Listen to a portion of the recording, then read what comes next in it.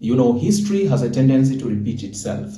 The media has never forgotten a specific day on September 22nd, 2022, when the newly inaugurated President William Ruto fired the then DCI boss George Kinoti. Reason being, people were reportedly being slaughtered inside police stations, as he then claimed. People were being slaughtered in a police station. How did we end up there? You know, what kind of rogue, you know, institution? And that is why I fired that Kinoti man. You know, because I mean, it's not right, good people. Should there be responsibility more than just firing? Of course, there will be responsibility. He did not resign? You fired him?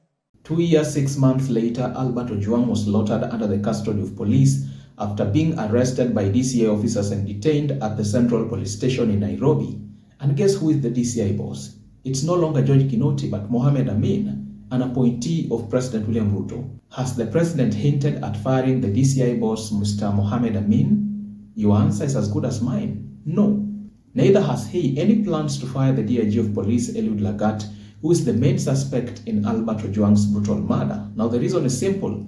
It is not politically convenient for the president, as it was during Kinoti's time. Ruto had accused former DCI boss George Kinoti of extrajudicial killings, but now things have even gotten worse.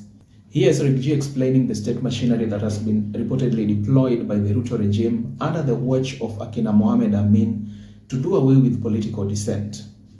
Hundreds of young people have been tortured to death by a special squad of 101 officers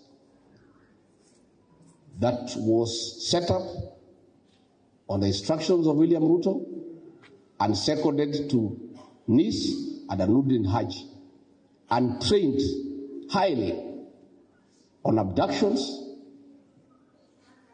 torture and killings and cover-up.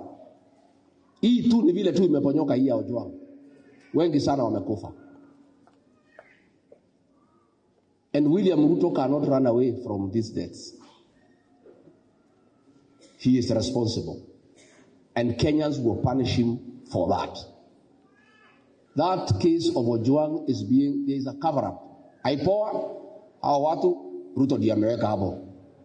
IG ni mtu yake. DIG ni mtu yake. DCI ni mtu yake. Hata DCI alienda bunge. Akadanganya bunge ya kwamba ati alipelekwa akiwa uhai, akakufa akiwa mikononi mwa daktari. Cctv imeonyesha alifika amekufa. Akaketi hapo 24 minutes wakingoja tu, because he is already dead.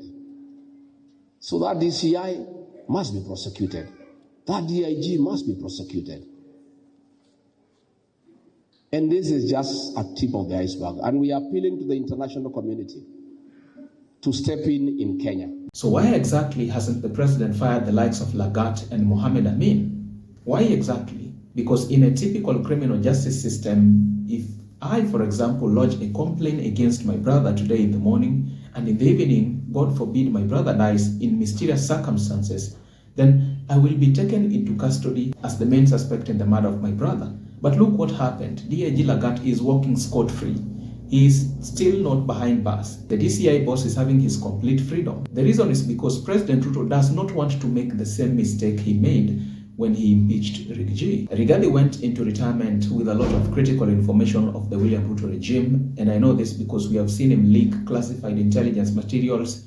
If the president fires the DCI boss or even the DIG of police, Eliud Lagat, then these people will likely retaliate by exposing the government to unimaginable levels. And that is why the president prefers having these people stay inside government in their positions, because it is much more safer than just firing them as the public demands. And this makes me remember the critical words of Mr. Lee Njiru, who was once an assistant to Moi and Kenyatta, that all these people you see around the likes of William Ruto, Raila Odinga, and even Kalonzo Musyoka, all these people are political cousins.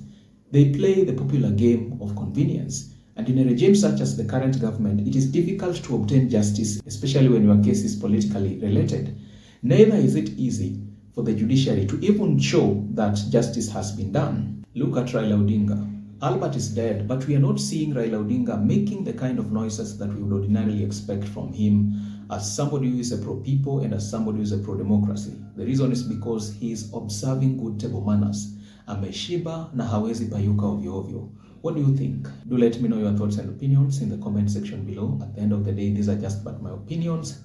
Do let me know yours in the comment section. Don't forget to like, subscribe, and hit the notification bell for more informative content such as this. I am committed to informing, educating, and entertaining in a manner that mainstream media cannot. And if you're here for the first time, please go ahead and check out my channel, and I guarantee you will be treated to a ton of recent content of this nature: politics, policy, and governance issues in our country.